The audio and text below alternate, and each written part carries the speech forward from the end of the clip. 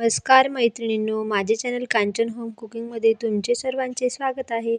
चला तर आता हिवाळा चालू आहे. मस्त मार्केटमध्ये खूप छान आवळे आलेले आहेत. तर आज मी आवळा कँडी बनवणार आहे. आवळा कँडी बनवण्यासाठी मी इथे 1.5 किलो आवळे स्वच्छ धुवून घेतलेले आहे व त्यानंतर मी हे एका कॉटनच्या कपड्याला असे पुसून घेणार आहे. आवळा हा आपल्या शरीराला किंवा आपल्या केसांसाठी खूप चांगला असतो खाल्लेला. आणि अशा प्रकारे जर आवळा कँडी आपण करून खाल्ली तर खूप छान लागते खायला. आता मी इथे सर्व आवळे एका चाळणीमध्ये वाफवून घेणार आहे. कढईमध्ये खाली पाणी ठेवलेलं आहे आणि चाळणीमध्ये आवळे ठेवणार आहे. त्यावर एक झाकण ठेवून घ्यायचं आपल्याला.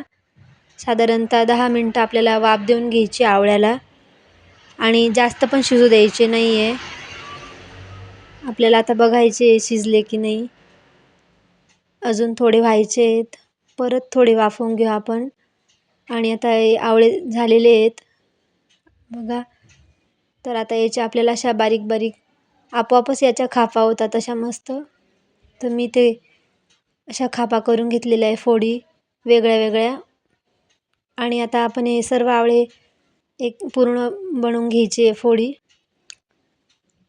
तर आता हे आपल्याला जितके आवळे घेतलेले तेवढी साखर घ्यायची आहे.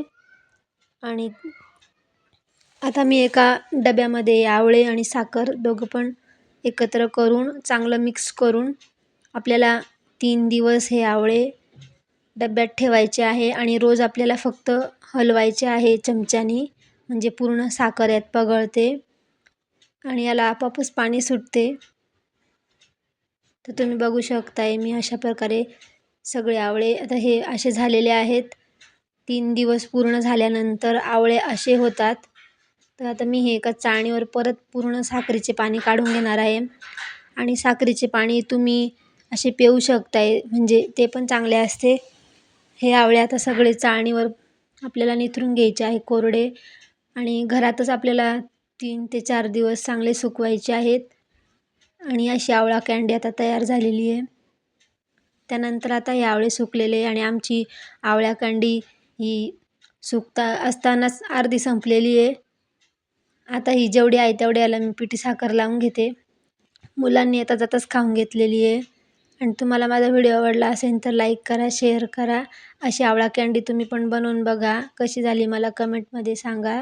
चला तर भेटूया पुढच्या व्हिडिओमध्ये.